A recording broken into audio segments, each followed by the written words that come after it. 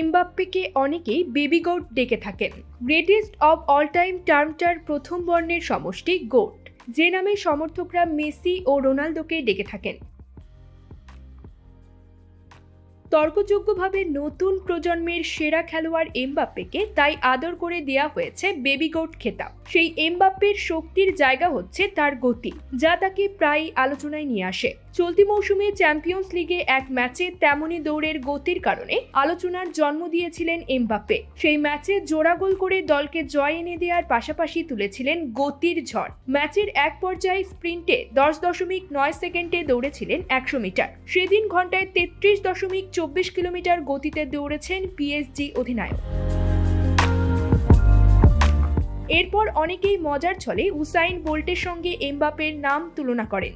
2009 সালে বার্লিনে বিশ্ব অ্যাথলেটিক্স চ্যাম্পিয়নশিপে 9.58 সেকেন্ডে 100 মিটার দৌড়ে বিশ্ব রেকর্ড করেছিলেন বোল্ট, যা এখন পর্যন্ত দ্রুততম সময়ে 100 মিটার দৌড়ের রেকর্ড। এমবাপ্পের এমন পারফরম্যান্স দেখে নিজের মুগ্ধতার কথা জানান উসাইন বোল্ট। শুধু তাই নয়, 8টি অলিম্পিক স্বর্ণপদক জেতা এই তারকা মনে করেন কিলিয়ান এমবাপ্পের তার সঙ্গে একটি দৌড় প্রতিযোগিতায় অংশগ্রহণ নেওয়া উচিত। তরুণ বয়সেই ফ্রান্সের হয়ে বিশ্বকাপ জেতায় ফরাসি তারকার প্রশংসা করেন বোল্ট।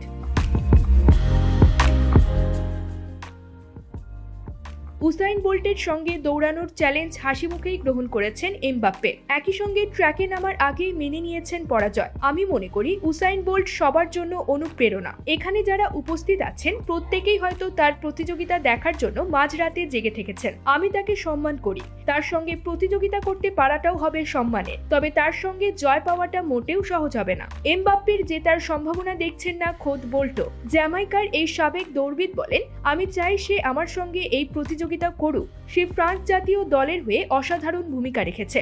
সে এত তরুণ বয়সে ফ্রান্স জাতীয় দলের জন্য যা করেছে তা সত্যি অনুপ্রেরণা যোগায়। তবে আমার মনে হয় 100 মিটার দৌড় প্রতিযোগিতায় এমবাপ্পে আমার সঙ্গে জিততে পারবে না।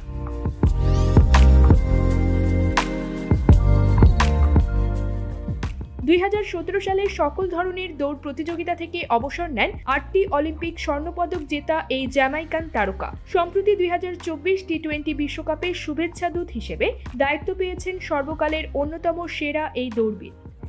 News desk, channel 16।